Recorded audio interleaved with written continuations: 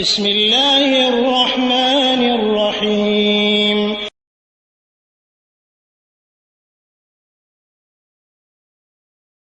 আসসালামু আলাইকুম ওয়া রাহমাতুল্লাহি ওয়া বারাকাতুহু।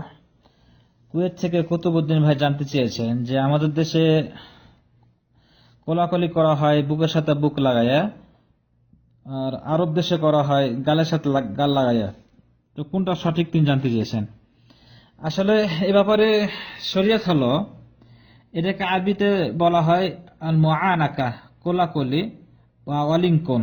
এটাকে আরবিতে মুআনাকা বলা হয়, যে শব্দটি এসেছে অনক থেকে। অনক শব্দের অর্থ হলো গলা বা ঘাড়। তো গলা বা ঘাড় যদি হয় তাহলে আপনার গলার সাথে গলা বা ঘাড়ের সাথে ঘাড় লাগাইয়া, এটা হলো অলিঙ্কন, সুন্নতি নিয়ম বা সুন্নতি পদ্ধতি বা শরীয়তি নিয়ম। এ ব্যাপারে হাদিস এসেছে, রাসূল সাল্লাল্লাহু আলাইহি সাল্লাম থেকে কোনো নির্দেশনা নাই যে অলিঙ্কন করতে হবে, বলে অলিঙ্কন করাটা সুন্নাত। এ ব্যাপারে কোনো নির্দেশনা বা মারফু হাদিস নাই। তবে সাহাবাদের নিয়ম বা সাহাবাদের আমল পাওয়া যায় যে সাহাবারা এরকম করতেন, বা রাসূল সাল্লাল্লাহু আলাইহি সাল্লাম নিজেও করেছেন। এই কোলাকুলি করাটা শুধুমাত্র সফর থেকে যে ব্যক্তি আসবে তার সাথে, অন্যথায় করা যাবে না। এটা মাকরুহ বলেছেন, অপছন্দনীয়। যে বাসাতেই আছেন, একই জায়গাতে আছেন, এলাকাতে আছেন, একসাথে আছেন, আর ইচ্ছা চাইলেও কোলাকুলি করলেন, এটা হবে না। এটা শুধুমাত্র নির্দিষ্ট করা হয়েছে সফরকারী ব্যক্তির সাথে। যেমন হাদিস হলো আনাস থেকে বর্ণিত, তিনি বলছেন যে রাসূল সাল্লাল্লাহু আলাইহি সাল্লামের সাহাবীগণ যখন কি করতেন, সাক্ষাৎ করতেন, তখন মুসাফা করতেন। একজন আরেকজনের সাথে সাক্ষাৎ হলে মুসাফা করতেন। এবং ওয়াইজা কাতিমু মিন সাফার, এবং সফর থেকে যখন আগমন করতেন তাআনাকু, তখন কোলাকুলি করতেন, অলঙ্করণ করতেন। যেটা ইমাম তাবরানী ফিল আওসাতে তিনি হাদিসটি নিয়ে এসেছেন 1 নম্বর খণ্ডে 37 নম্বর পৃষ্ঠায়। ইমাম আলবানী সিলসিলাতুস সহিহা 2647 নম্বর হাদিস তিনি ইমাম আলবানী তার এই গ্রন্থ উল্লেখ করেছেন। হ্যাঁ, তিনি সহিহ বলেছেন হাদিসটা।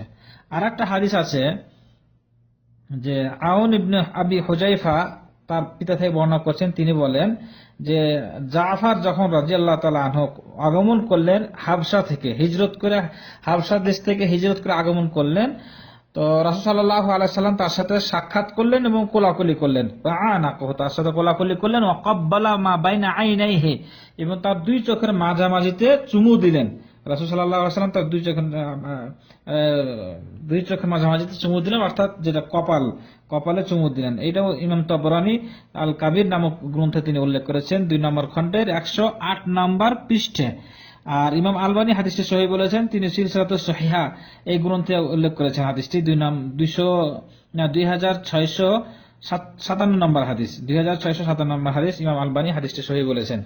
তো এভাবে আরেকটি হাদিস পাওয়া যায়, যে হাদিসটি উসামা ইবনে শারিক তিনি বলছেন, কুমনা ইলান নবী সাল্লাল্লাহু আলাইহি সাল্লাম ফাকাব্বালনাহু ইয়াদাহু, যে আমরা রাসূল সাল্লাল্লাহু আলাইহি সাল্লামের সম্মানার্থে দাঁড়ালাম, তার সামনে দিকে গেলাম, আর তার হাতে চুমু দিলাম। ফাথুল বারীর 1 নম্বর খণ্ডের আপনার 56 নম্বর পৃষ্ঠায় তিনি উল্লেখ করেছেন হাদিসটি।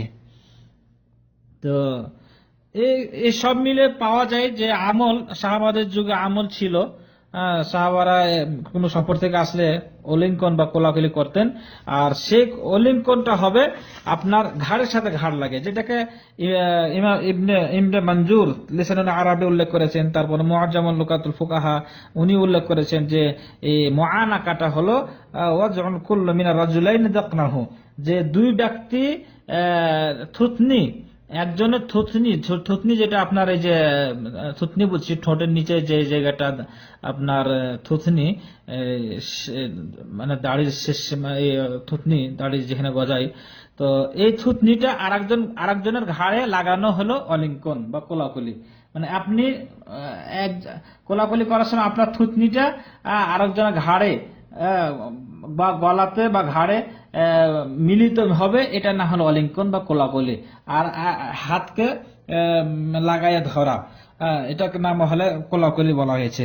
ইমাম ইবনে উসাইমিনও বলছেন ইলতাকাউল উনুকাইন, একজন আরেকজনের ঘাড়কে লাগানো বা গলাকে লাগানো, এটাকে বলা হয় অলিঙ্কন। আমাদের দেশে যেটা সরাসরি করে হয় ঘাড়ের সাথে ঘাড়, গলার সাথে গাল, বুকের না, আপনি যেটা বুক বললেন বুক না, ঘাড়ের সাথে বা গলার সাথে গলাকে মিলিত করা হলো অলিঙ্কন বা কোলাকুলি। আর এটাই হলো আপনার রাসূল সাল্লাল্লাহু আলাইহি সাল্লামের যে মুআনাকা, সেটা কিন্তু গালের সাথে গাল লাগানো এটা পাওয়া যায় না। আর আরব দেশে যেটা আছে শুধু গালের সাথে গাল না, অনেকে দেখা যায় মুখের সাথে মুখ লাগায় বা দূর থেকে অলিঙ্কন হয়ে যায়, হাতে মোসাফা করে আর দূর থেকে চুমু দেওয়ার সিস্টেমে করে।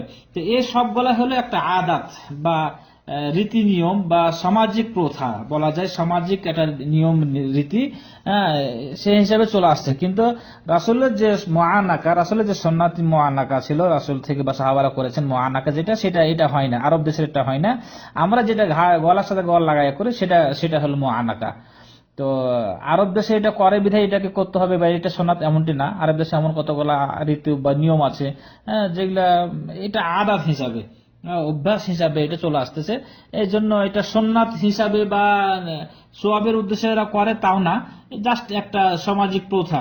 যেমন সৌদি আরব বিশেষ করে একটা প্রথা হয়ে গেছে, মানুষেরা ওই বাদশাহ ফাহাদ হালকা একটু নিচে দাঁড়িয়ে রাখতেন, উপর সাইড কেটে নিয়ে ফেলতেন। তাই এরা একটা অভ্যাসগত ভাবে এখনো অনেক মানুষ এটাকে নিয়ম হিসেবে মানছে। তাই বলে কি আমরা এটা শরীয়ত মানবো না?